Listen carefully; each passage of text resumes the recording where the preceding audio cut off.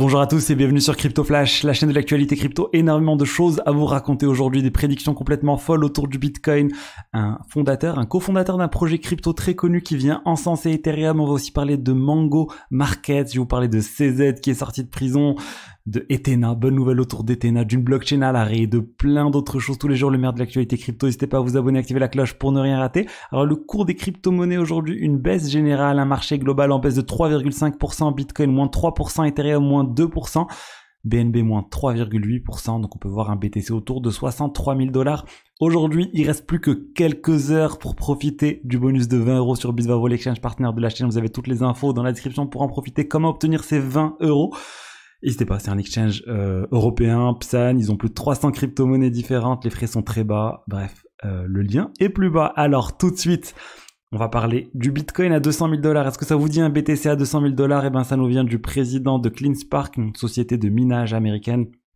Il prédit en fait les 200 000 $ au cours des 18 prochains mois. Donc lui, il n'est pas sur l'élection américaine, il est après. Pourquoi pas, 200 000 $ dans un an et demi, je prends. Honnêtement, c'est pas non plus déconnant. Ça fait quand même un multiplicateur assez élevé pour le BTC. Mais si on s'attend à un bull run et que le bull run soit comme les précédents bull run et qui surprennent tout le monde, bah c'est pas du tout déconnant d'atteindre ce nombre de 200K d'ici 2026 à peu près. Alors ensuite, je voulais vous parler de Mustapha Al-Bassam, c'est le cofondateur de Celestia, j'en ai déjà parlé dans cette chaîne. Celestia, un projet très connu, un projet spécialisé sur la data availability, le stockage on va dire de données pour d'autres blockchains. C'était un ancien hacker qui a eu des soucis avec le FBI, quelqu'un de très compétent d'un point de vue technique, et là il vient de faire un tweet qu'on voit rarement dans l'écosystème crypto d'un fondateur de blockchain qui vient venir soutenir une autre blockchain. Et il dit, regardez, je vous lis la traduction, il dit: à mon avis, Ethereum est sous-estimé à l'heure actuelle, c'est l'un des L1 les plus uniques aujourd'hui. Car si de nombreux projets ont essayé un écosystème multi-chain, avec plein de roll-up, Ethereum c'est de loin l'exemple le plus important et le plus réussi de cela, et c'est incroyablement précieux. Donc très intéressant de voir ça, de voir voilà ce soutien à Ethereum. Et je suis d'accord, actuellement on ressent un sentiment de bear market autour d'Ethereum, on en parle. Il y a plein de choses négatives, on va dire, autour d'Ethereum, mais au final, moi, je suis convaincu que c'est le meilleur moment, on va dire, d'investir sur l'Ether. En tout cas, le meilleur moment, c'était il y a plusieurs années, mais si vous l'avez pas fait, il y a toujours cette opportunité. Moi, je reste très confiant sur Ethereum. Et c'est très intéressant de voir ce type de tweet de concurrents. On avait vu par le passé Vitalik, du coup d'Ethereum, soutenir Solana et son écosystème quand il y avait la chute de FTX, etc. Il était resté, il avait dit, pour moi, Solana, il y a un écosystème de développeurs très important et qui soutenait la chaîne, et au final, on voit bien que Solana a repris.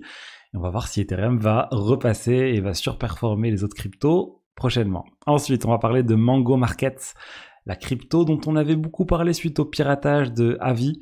Vous vous souvenez peut-être cette histoire complètement folle, mais là, on n'est pas autour du piratage, on est autour d'un accord qui vient d'être trouvé entre Mango Markets et la SEC, cet exchange sur Solana, mais vient de trouver un accord pour mettre fin à des poursuites, et du coup c'est bon, ça a rassuré un peu les gens autour du token Mango. Ils doivent payer une amende, mais surtout ce qui est assez fou, c'est que les entités qui sont derrière Mango Market, donc le DAO, Mango Labs, la société de développement, et Blockworks, la fondation Blockworks, sont dans l'obligation de détruire les tokens qu'ils détiennent. Et ils sont aussi dans l'obligation de contacter les divers exchanges sur lesquels le token Mango est listé pour leur demander de le retirer.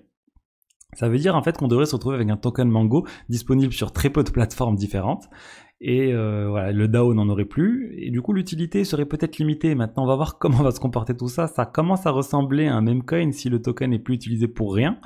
La capitalisation, on est à 23 millions de $ pour Mango Market, donc ça reste assez bas. Suite à cette annonce, on a eu une hausse de 24%, 25%, alors qu'on savait que l'accord était en train d'être préparé. Il y avait un vote qui avait été discuté depuis un certain temps sur la plateforme. Là, j'ai plus la date, mais ça devait être il y a plus d'un mois que ce vote était en discussion, voilà, après environ un mois. Donc bon, les marchés réalisent plutôt bien cette information, mais moi je suis inquiet de comment le token va être utilisé. Le manque de liquidité va se faire ressentir, donc il faudra sûrement l'acheter sur des exchanges décentralisés, ou peut-être que les exchanges centralisés vont pas le retirer. Enfin bon, on verra. Ensuite, on a CZ qui est sorti de prison, c'est bon, il a terminé ses 4 mois de prison. Il a fait un tweet pour dire voilà, c'est bon, il est sorti, qu'il va s'intéresser un peu plus, comme ce qu'il avait dit par le passé. Il avait une société dans l'éducation, mais il va aussi s'intéresser à la finance décentralisée. En tout cas, il est loin de Binance pour le moment. Il a laissé, il a plus le droit de toute façon d'être à la tête de Binance, mais il en reste l'actionnaire principal. Donc ça veut dire qu'il va quand même tirer profit si Binance rentre en bourse ou s'il y a une distribution de bénéfices, ou je sais pas comment ça marche exactement. Il va tirer de l'argent de Binance, il n'y a pas de doute. Il y a sûrement aussi pas mal de crypto. Je m'en fais pas pour lui, au moins il a plus de problème avec la justice. Il lui reste le procès de la SEC. Il y a des poursuites de la SEC, mais en tout cas la CFTC c'est réglé, il reste plus que la SEC, et on va voir comment du coup ce procès avec la SEC va finir. Mais je pense qu'il va quitter les États-Unis là, et qu'il va aller, je pense qu'il est basé à Dubaï, et qu'il passait aussi, j'ai entendu qu'il passait du temps en France, je sais pas si c'est toujours le cas, mais en tout cas il est basé à Dubaï. Ensuite, parlons de Ethena. Ethena, avec pas mal de bonnes nouvelles autour d'Ethena dernièrement. Je vous ai dit qu'ils lançaient un nouveau stablecoin, et là en fait on parle d'un exchange qui s'appelle Ethereal, qui veut se lancer sur la nouvelle blockchain qu'Ethena prépare, l'Ethena Network. C'est pour faire du spot et des perpétuels aussi. Et cet exchange vient de proposer de faire une intégration poussée avec Ethena dans la manière dont ils gèrent leurs réserves. Et en contrepartie, ils veulent offrir 15% de tous les futurs tokens de ce projet, donc Ethereal.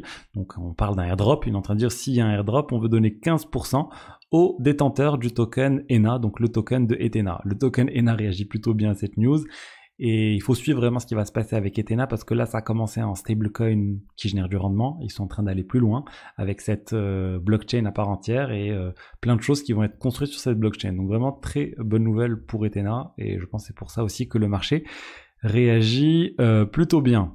Ensuite, on va parler de Zilliqa. Zilliqa, cette blockchain qui a eu plusieurs problèmes ces derniers jours. Le 27 septembre, les transactions ont été ralenties sur cette blockchain, et le 29 septembre, donc hier, la blockchain a été à l'arrêt. Il se passait plus aucune transaction sur la blockchain. Ils ont eu un gros souci. C'est inquiétant, c'est toujours inquiétant quand une blockchain a des problèmes comme ça. Ça veut dire que l'infrastructure n'est pas bonne, qu'il y a un bug quelque part, qu'ils doivent corriger tout ça. Heureusement, c'est reparti. Mais voilà, c'est assez rare qu'une blockchain arrête de fonctionner pour le mentionner. On en a beaucoup parlé pour Solana par exemple. Il me semble qu'on a eu une seule fois Avalanche ces dernières années qui a eu un souci. Bitcoin, on n'a pas vu de problème. Ethereum non plus. Après, ouais, c'est de mémoire. On a eu aussi pas mal de solutions de niveau 2 sur Ethereum qui ont eu des soucis. Donc voilà, il faut suivre un peu tout ça. Quand ça fonctionne pas, pour moi, c'est qu'il y a quelque chose qui va pas d'un point de vue centralisation, enfin d'un point de vue décentralisation surtout. Il n'y a pas suffisamment de logiciels différents par exemple qui font tourner la blockchain, comme ça s'il y en a un qui a un problème, le reste fonctionne.